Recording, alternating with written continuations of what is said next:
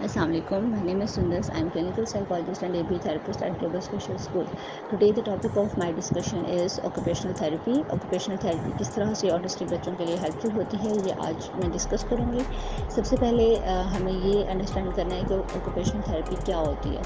Occupational therapy basically एक इस तरह की थेरेपी होती है जो एक बच्चे की daily living skills, daily activities, self care और इस तरह के स्किल्स पे काम करते हैं। और ऑक्यूपेशनल थेरेपिस्ट बेसिकली ऐसा नहीं है कि सिर्फ बच्चे की सोशल स्किल पे या सेल्फ हेल्प पे या फिर उनकी डेली लिविंग स्किल्स पे ही काम करते हैं, बल्कि ये एक तरह से कॉम्बिनेशन है।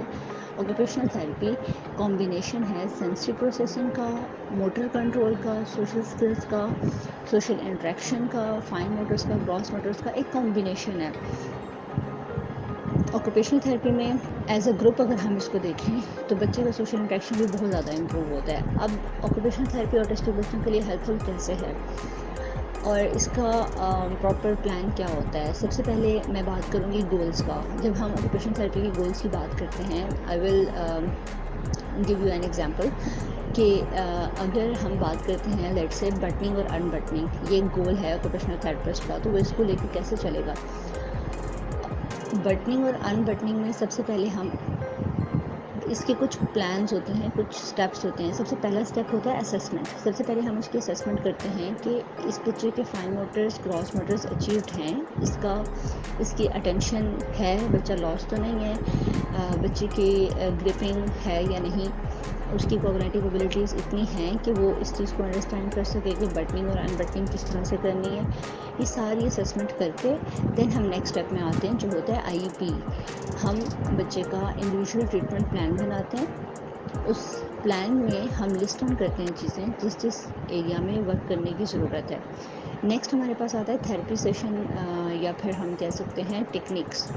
हम टेक्निक्स लिस्ट डाउन करते हैं क्योंकि हर बच्चा एक दूसरे बच्चे से डिफरेंट है, तो हम टेक्निक फाइंड आउट करते हैं कि इस बच्चे के लिए कौन सी टेक्निक हेल्पफुल होगी, दूसरे बच्चे के लिए कौन सी हेल्पफुल होगी। फिर हम उसके अकॉर्डिंग उनके थेरेपी में, उनके सेशन में वो टेक्निक्स हम यूज़ करते हैं। लास्ट वन आता है हमारे पास कोलैबोरेट विद फैमिलीज़। अब फैमिलीज़ के साथ, पेरेंट्स के साथ हम कैसे कोलैबोरेट करते हैं कि अगर हम एक बच्चे के फाइन मोटर्स पे काम कर रहे हैं ताकि हम उसको बटनिंग और अनबटनिंग या जिपिंग अनजिपिंग कुछ भी हम इस तरह की गोल्स हम उसको सिखा सकें, या जैसे फेस वाइप करना है हम ये सिखा सकें, तो हम वो चीज़ अपने सेशन में करवा रहे हैं। लेकिन हम पेरेंट्स को समटाइम्स हम उनको वीडियोस बना के भेजते हैं, समटाइम्स हम उनको लाइव सेशन ऑब्ज़र्व करवाते हैं ताकि वो देख सकें कि उनके बच्चे पे किस तरह से काम हो रहा है, सेम घर में भी इम्प्लीमेंट किया जाए।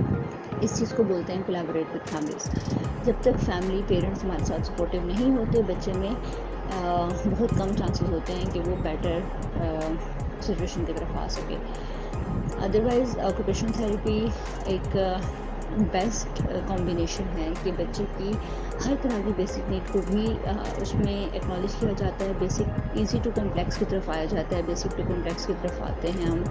और इसमें बच्चे का सोशल इंटरेक्शन, उसका आई कंटेक्ट, उसकी अटेंशन, लॉसेस से भी बाहर आता है क्योंकि उसमें हम वेस्टिबुलर पे भी काम किया जाता है, प्रोप्रियोसेप्टिव पे भी काम किया जाता है। ईच एंड एवरीथिंग इसमें टारगेट की जाती है। ऑक्यूपेशनल थेरेपी बहुत ज़्यादा हेल्पफुल होती है ऑटिस्टिक बच्चों के लिए। एज आई सेड अर्लियर की ये कॉम्बिनेशन है।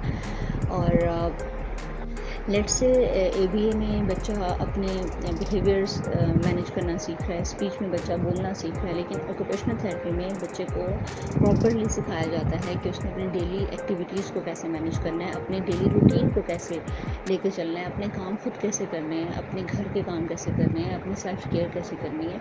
ये सारी चीज़ें ऑक्यूपेशनल थेरेपी में टारगेट की जाती है। तो जैसे हमारे लिए एबीए भी ज़रूरी है, प्ले थेरेपी ज़रूरी है हमारे लिए, ऑटिस्टिक बच्चों के लिए स्पीच थेरेपी ज़रूरी है, same like these therapies occupational therapy भी इतनी ही ज़रूरी है बच्चों के लिए। Thank you so much.